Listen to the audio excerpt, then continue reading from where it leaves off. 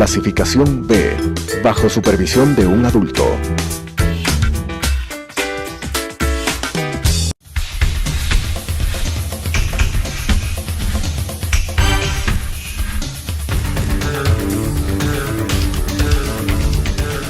¿Qué tal, amigos? Un gusto nuevamente de estar con ustedes en su programa de salud sexual.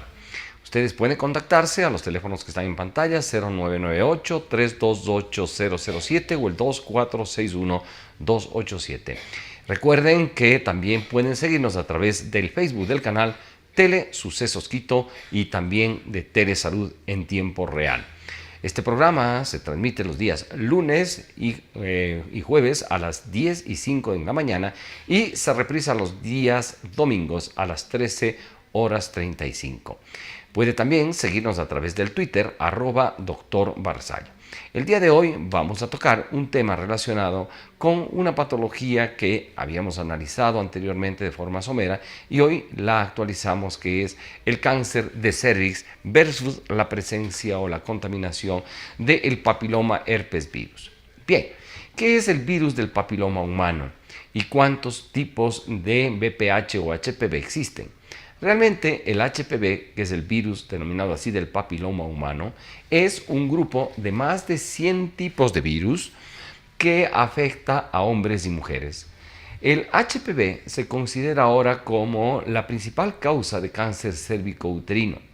De estos 100 tipos de virus que afectan a hombres y mujeres, tan solo 30 tipos de virus del papiloma humano afectan el área genital. Es decir, que pueden estar presentes a nivel de la vulva, a nivel de la vagina, del cuello uterino y en el caso del hombre a nivel del aparato genital masculino, refiriéndose básicamente a lo que es el pene y también a lo que es escroto. Sin embargo, como ustedes habrán notado, que en algunas oportunidades hemos mencionado y hemos conversado que el HPV no solamente ataca las mucosas, sino también pueden atacar a el entorno de la mucosa genital masculina y femenina, causando lesiones verrugosas a nivel de la piel del periné, de la piel del escroto, y estas causan alteraciones que en algún momento dado pueden reproducirse de tal manera que se consideran en una forma de acumulación de las mismas que dan lugar a la patología denominada pues el condiloma acuminado. Tanto en un caso como en el otro está determinado por la presencia del virus. Los tipos de alto riesgo, refiriéndonos al virus del papiloma humano y sus variedades, pueden causar la aparición del cáncer cérvico-uterino o células anormales en el revestimiento cervical que a veces se hacen cancerosas. Los tipos de bajo riesgo pueden causar verrugas genitales y alteraciones del cuello uterino que son benignas, es decir, anormales pero no son cancerosas. Recuerden que en el tipo canceroso, pues resulta que alrededor del 90% de los cánceres estudiados han tenido una interrelación con el HPV o el papiloma herpes virus. Hoy en día se pueden hacer biotipologías, se puede determinar exactamente el tipo de virus que está infectando el cuello uterino con el fin de prevenir, hacer una prevención secundaria ya cuando existe el inconveniente inflamatorio, el problema existente a nivel del cuello uterino puede disminuirse y puede evitarse, por cierto, pues entonces la formación de las células cancerígenas. Resulta que las células cancerígenas no es más que un desarrollo indiscriminado, atípico, anómalo, exagerado de reproducción con alteraciones de toda índole a nivel del cuello uterino. Siempre y cuando se diagnostique el cáncer de cuello uterino en sus inicios, es decir, hasta que está in situ, sin diseminación de su entorno más cercano especialmente, y peor todavía aún a otras distancias, el cáncer es curable. Es decir, que hoy en día se estima que ninguna mujer, si se controla, debería morir por cáncer de cuello uterino. Bien, ahora, lo más importante es ir conociendo poco a poco que cualquier persona que realice algún tipo de actividad sexual que suponga contacto genital puede contraer un virus del papiloma humano. De allí que cualquier persona puede infectarse. Y si hacemos entonces esta pregunta, ¿quién se infecta con virus de papiloma humano? Pues puede infectarse cualquier persona con vida sexual activa, ya sea hombre o mujer. Como muchas personas infectadas por este virus no tienen signos ni síntomas, puede transmitirlos sin siquiera saberlo. El virus del papiloma humano es más frecuente de lo que se cree. Más del 50% de las mujeres y hombres sexualmente activos se infectarán con el virus del papiloma humano durante su vida. Miren, es alto, el 50%, o sea, la mitad de hombres y mujeres sexualmente activos tienen la posibilidad de infectarse durante su vida sexual activa. Por lo tanto, como es un virus que en algunas ocasiones no causa sintomatología, sino cuando ya se evidencian las lesiones, pues tanto el hombre y más aún la mujer, cuando la localización es interna, pues son transmisores asintomáticos. Insensiblemente se puede transmitir este virus. Resulta que el virus es un virus que tiene vida intracelular y va a estar presente prácticamente en las células, especialmente de la mucosa genital. La mucosa genital, cuando es sometida a la relación sexual, si cabe el término, o cuando la mujer y hombre tienen actividad sexual, se producen una gran cantidad de fricciones entre estas dos mucosas que a su vez determina la presencia de pequeñas fisuras, pequeñas heridas por las cuales se pueden colar los virus. Dicho de otra manera, cuando existen superficies sanas que entran en contacto, pues los virus no son contaminantes, pero cuando existe alguna pequeña lesión en cualquier lugar de la economía, por ejemplo en la piel por rascado, en los genitales por actividad sexual, etcétera, pues pueden estos virus colarse a través de estas heridas y, por cierto, pues invadir las estructuras vecinas, entrar en las células y producir reproducción rápida que dan sintomatología en los casos en que se puedan evidenciar de forma externa. Generalmente, entre 5 a 6 meses después del contagio se estima que empiezan a producirse las lesiones. Sin embargo, hay lesiones que aparecen microscópicamente que no son detectables a la macroscopía, es decir, a la simple vista o a simple vista, y necesitan hacerse tratamientos evaluaciones diagnósticas específicas para obtener un tratamiento también específico. De allí que se puede utilizar el colposcopio ante cualquier sospecha de contagio de riesgo de este tipo de patologías. La colposcopía no es más que una evaluación bajo un microscopio que permite pues determinar o evaluar las células de mejor manera con una visión aumentada de las mismas.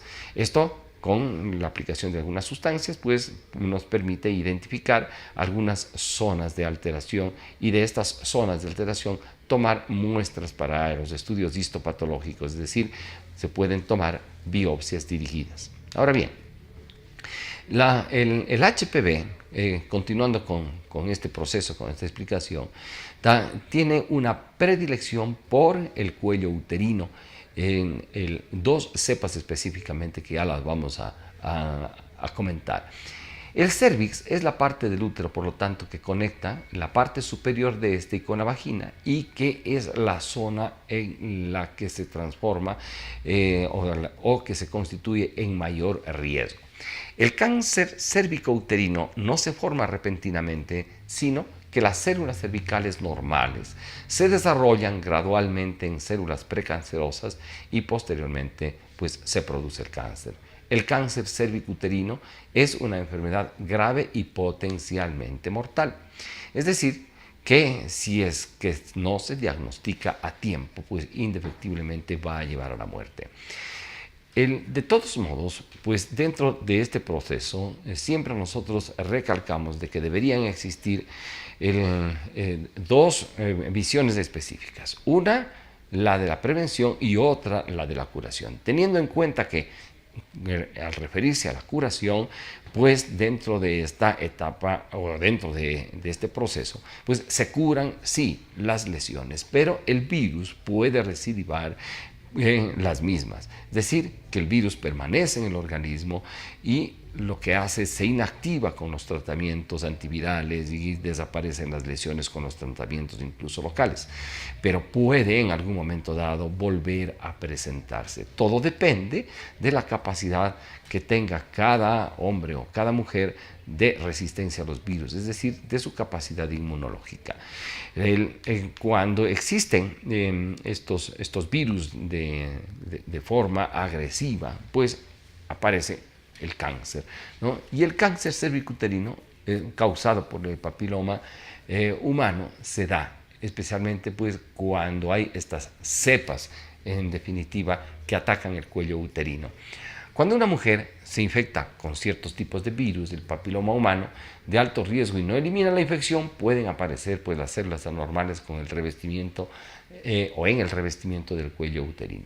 Si no se descubren pronto y se tratan estas células anormales, pueden convertirse en lesiones cervicuterinas precancerosas y luego en cáncer, como vemos al extremo de la pantalla. Al inicio, pues un cuello uterino que recién está contagiado y que va aumentando lo que se denomina el NIC1, NIC2, etcétera, hasta que se convierte realmente en el cáncer del cuello uterino.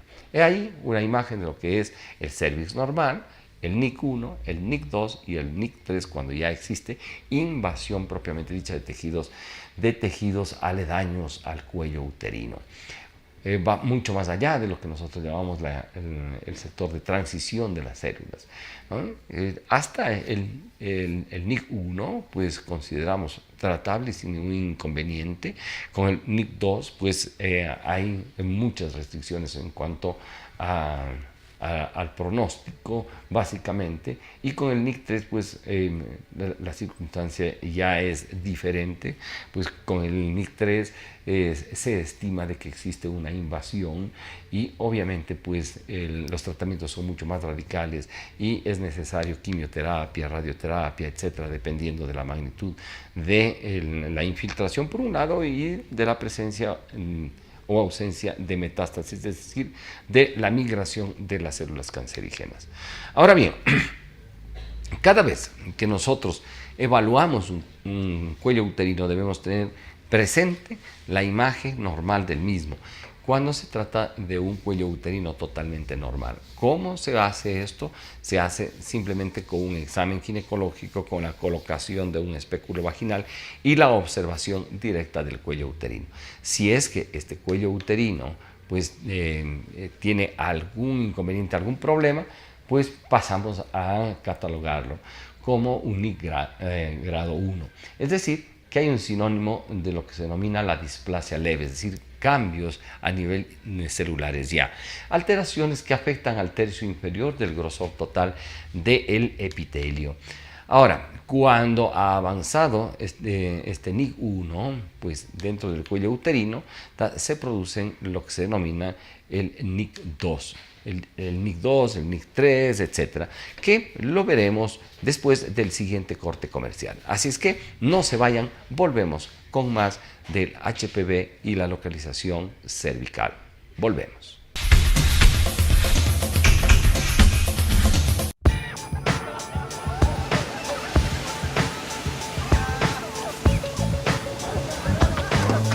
¡Hey, muchacho! ¡Ven aquí!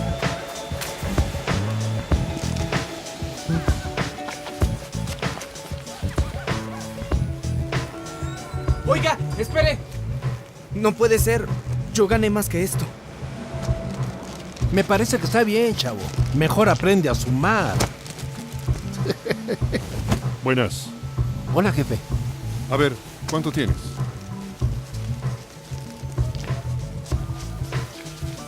Mejor aprende a sumar tú.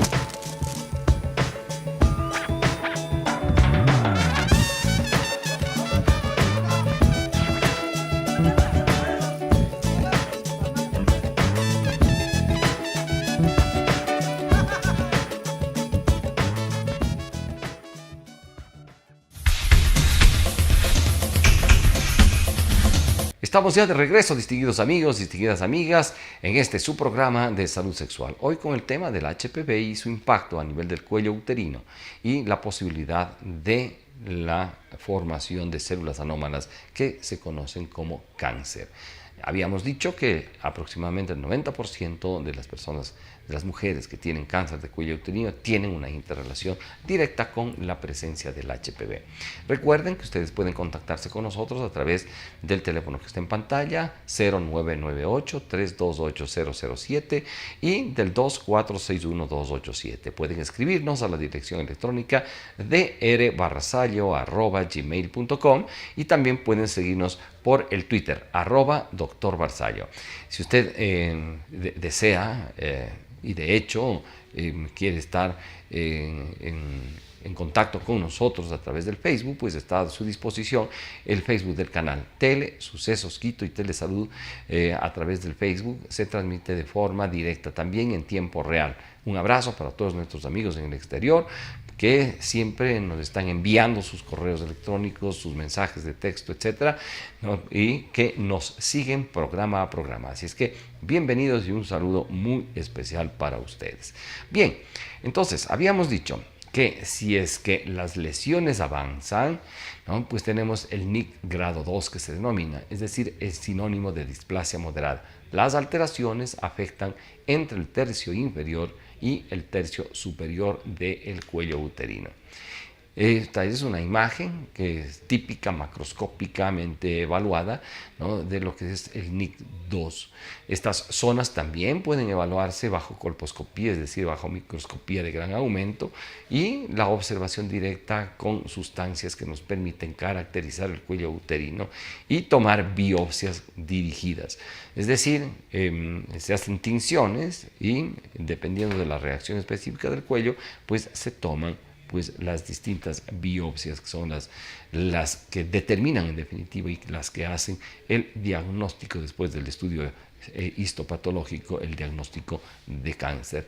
Insistiendo entonces, recuerden que el diagnóstico lo da el estudio histopatológico a través de la evaluación de las muestras tomadas por biopsia, pero la sospecha específica está dada en este caso por la presencia de las lesiones que se pueden observar a simple vista o en su defecto pues de las lesiones que hemos observado a través de la colposcopía.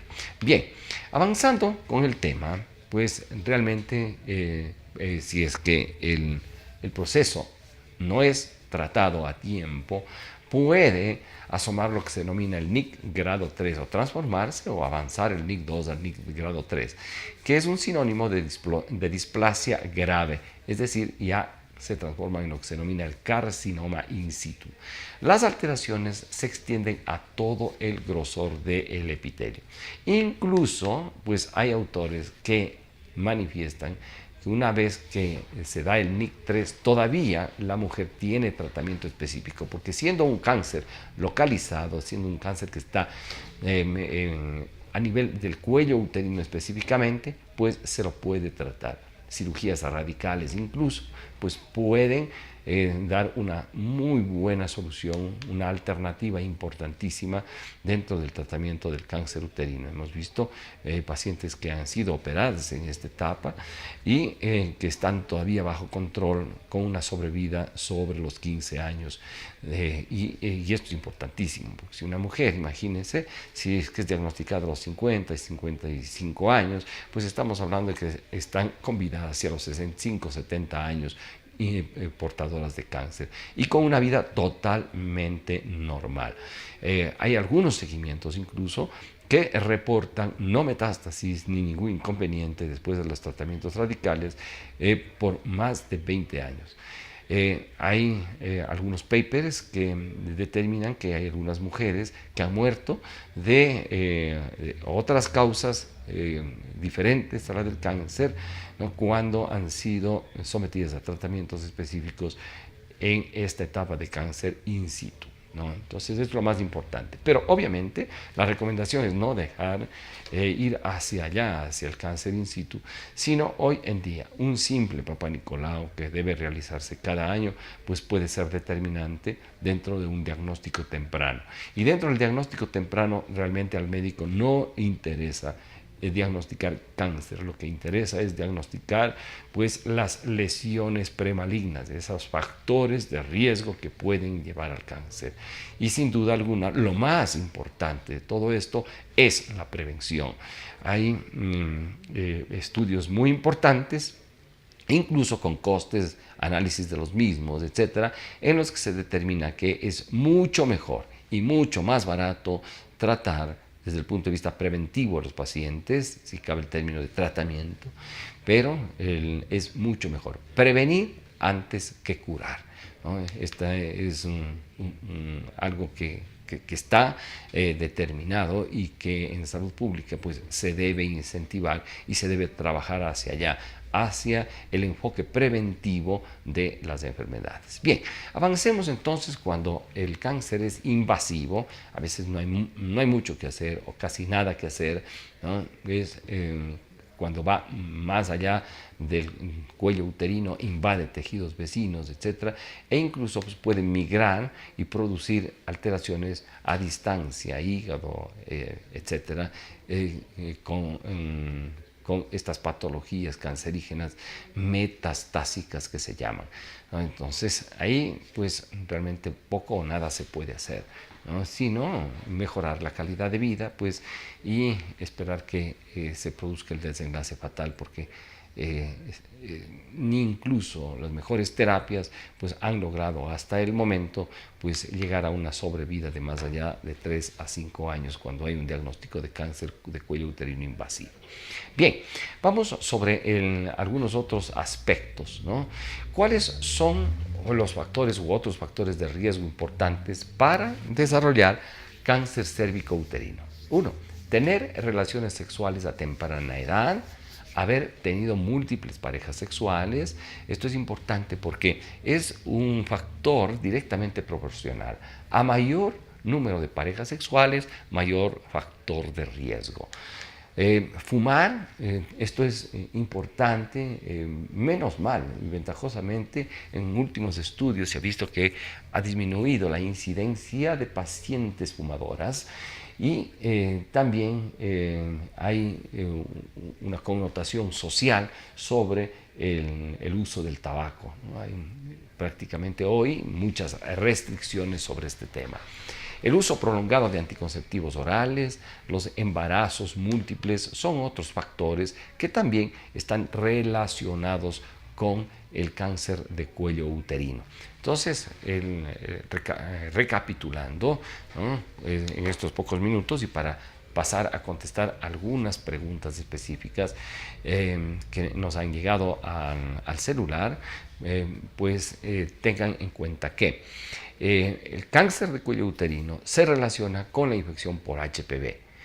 En el 90% de los casos existe esta interrelación cuando hay el cáncer de cuello uterino diagnosticado en firme. Que el diagnóstico se hace por histopatología, que los controles nos permiten prevenir, que el control más común es a través de un examen ginecológico y la toma de una muestra de las células del cuello uterino, que son las células cervicales para el Papa Nicolau, que se llama así este procedimiento de diagnóstico, y también con la colposcopía, que el cáncer es curable hasta la etapa de in situ, que lo más importante es realmente entrar en un proceso de prevención antes que de curación, y que existen algunos papers que determinan pues que tratando a los pacientes hasta la etapa de in situ, pues van bastante bien con sobrevida por sobre los 15 años en cánceres diagnosticados como tales. Bien, distinguidos amigos, lamentablemente pues vamos por interno a contestar las preguntas que nos habían llegado en vista de que el tiempo se nos ha terminado. No me queda más entonces que despedir el programa e invitarles para que continúen con nosotros con la sintonía de Canal 29 Telesucesos y sus programas de salud. El programa de salud sexual se reprisa los días domingos a las 13:35 y en directo los días lunes y jueves a las 10:05. Acuérdense de sintonizarnos también a través de Telesucesos Quito Telesalud en tiempo real y contactarse con nosotros a través del correo electrónico drbarzallo@gmail.com, @Dr. Barzallo en Twitter y pues los teléfonos que están en pantalla. Un abrazo y estamos en contacto en el próximo programa. Hasta entonces. Las opiniones vertidas en este espacio por la producción y dirección del programa son de exclusiva responsabilidad de sus autores y de quienes intervienen en ellos.